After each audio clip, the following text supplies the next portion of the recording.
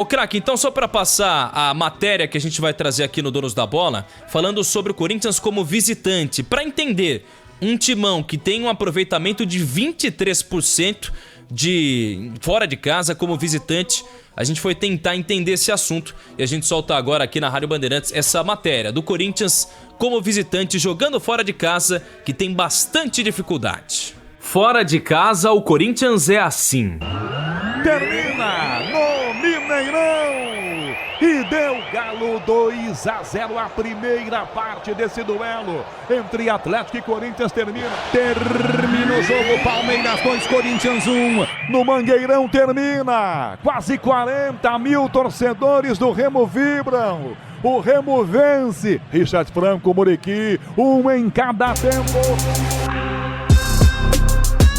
Só em 2023 o Alvinegro fez 14 jogos como visitante. São 8 derrotas, 4 empates e apenas 2 vitórias. Um aproveitamento de 23%. E para entender esse problema, eu ativei o modo detetive.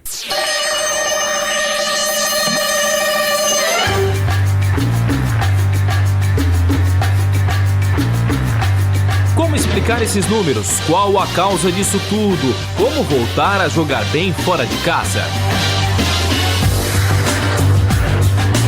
O professor Cristiano Diniz, da Universidade Federal de Juiz de Fora, estudou ao longo dos anos mais de 2.300 jogos de times da Série A.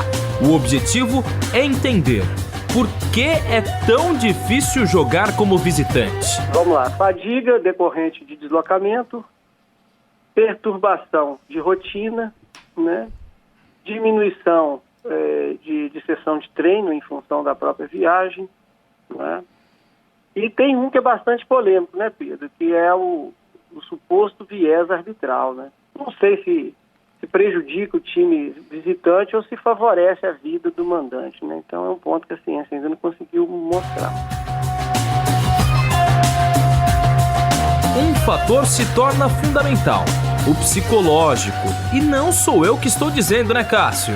Não conseguimos resultado, infelizmente os resultados não estão acontecendo e psicologicamente é difícil, tá? Tô no limite já e não sei nem o que falar, né? Agora tem que ficar quieto. O doutor João Ricardo Kozak é presidente da Associação Paulista de Psicologia do Esporte. E ele faz um alerta. De uma certa forma, uma tristeza acompanhar a ausência de interesse do clube, né, pelo trabalho psicológico na equipe profissional. Essa ausência já existe há mais ou menos 2 ou 3 décadas e a gente não entende por que o Corinthians sumariamente vira, né, as costas, sendo um dos únicos clubes grandes da Série A não terem um psicólogo do esporte trabalhando com a equipe profissional. E como isso impacta dentro de campo, doutor? Eu diria que a presença do profissional da psicologia do esporte não garante a vitória. No entanto, a ausência desse trabalho pode expor a equipe às próprias fragilidades. E em determinados momentos, essa ausência pode explicar o surgimento de algumas derrotas e alguns fracassos. Fator psicológico de lado, a boa notícia ao torcedor corintiano é que essa zica fora de casa pode ser temporária. Bem difícil de especular alguma coisa, de projetar alguma coisa, mas eu vejo, né, muito possivelmente é a curto prazo, né, é a curto prazo. A gente tende a chamar, Pedro, né, os comportamentos que eles se regridem, né, ou passam por um processo de regressão à média. Se o pior já passou, nós não sabemos. A prova de fogo deve acontecer em junho, quando o time será visitante contra o América Mineiro, Independiente del Valle, Santos e Atlético Paranaense. Quantos pontos conseguirá a equipe de Vanderlei Luxemburgo? Quando essa zica vai acabar?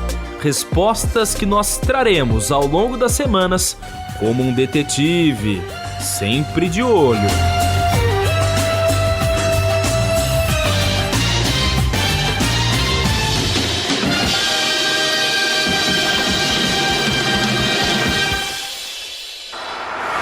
Você ouve os donos da bola. Salve o Corinthians! então, É muito pavão, né, craque? Muito pavão. Sidney Fraoli. Detetive Aí, assim, Azar. quando a gente chega nessa situação, é um monstro sagrado. Sidney Fraoli ouvindo a Rádio Bandeirantes, todo mundo ouvindo a Rádio Bandeirantes. Qual a visão que você tem do Corinthians, Paulo do Vale? Você que é setorista e faz os donos da bola aqui comigo, nós 4. Isso, eu tenho uma visão pessimista sobre o Corinthians e acho que o pessoal tá com uma boa vontade ainda que já não deveria mais já fazer parte de quando se fala do Corinthians, viu? Eu tô muito preocupado com o Corinthians, eu vejo as coletivas do Lucha, um mundo encantado do Vanderlei Luxemburgo. Eu vi você no seu Twitter ontem. Em algum momento vai fazer sentido, né? Nesse momento não faz nenhum sentido o que o Lucha vem pregando nas coletivas, né? É divertido acompanhar, é sempre um prato cheio, mas acho que pro corintiano é um pouco desesperador. Por quê? Porque são 8 jogos, né? Desde que o Lucha assumiu, né? Não é só o Lucha, né? Ah, não, sim, não, claro. Claro, tô só pegando... Lógico. Porque ele é o atual treinador e tudo mais. Acho que o problema menor, talvez... Eu penso assim. Né? Acho que é o menor. O problema menor. Daqui a pouco ele ganha 2, 3 partidas e parece que tá tudo bem. E não vai estar. Vai estar difícil, né, de ganhar essas 2, 3 partidas. Agora você vê, no final de semana tem o Fluminense.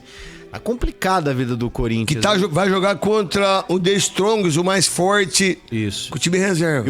O Diniz já abriu mão desse jogo hoje, sem porque camisa, é né? muito Porque difícil ganhar lá. O quê? Sem camisa? Por quê? Informação! Gustavo Soler, que isso? Ser time de camisa contra time sem camisa. Porque o Fluminense... É solteiro quando é casado? O Fluminense, não sei o que aconteceu, mas esqueceram o uniforme oficial do Fluminense, mas levaram do ano passado, então não sei o que aconteceu, mas...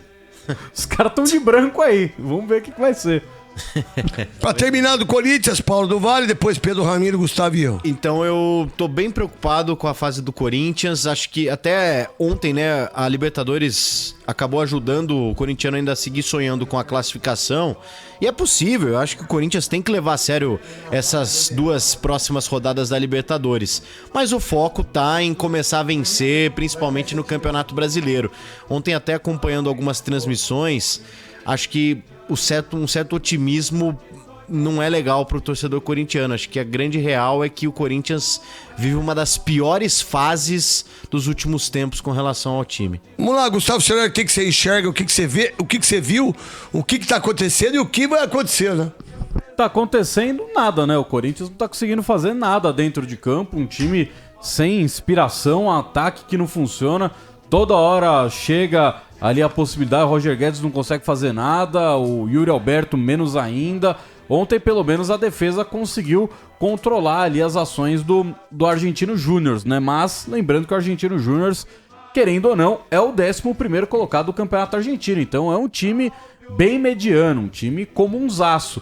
E o Corinthians não conseguia trocar meia dúzia de passes no setor do meio de campo. Então ainda é muito pouco pro que o Corinthians poderia oferecer. A gente fala, né, tá com o elenco um pouco envelhecido, um elenco que não tem tantas peças, mas não é possível não conseguir fazer absolutamente nada. O jogo de ontem, Vanderlei preferiu colocar o Romero antes de colocar os moleques, antes de colocar o Pedro, Ele já mexeu mal colocando o Rony. Exato. Tinha que botar o Matheus Araújo. Pra mim, então, né? E aí coloca o Rony, que é um jogador que não acrescenta muita coisa. Cavou a expulsão do jogador do Argentino Júnior, mas é um jogador que não vai chutar no gol, não vai fazer um grande lançamento pra frente, não vai dar um passe vertical. Ele é um cara que é o feijãozinho com arroz. Se rouba a bola, toca de lado e não toca de volta pra ele, senão ele vai te devolver a bola de novo. Então é um time que tem muito cara comum e muito cara que aparentemente tá com medo de jogar com a camisa do Corinthians. Muito cara que não tá preparado psicologicamente pra segurar esse rojão da má fase corintiana. Então vamos lá.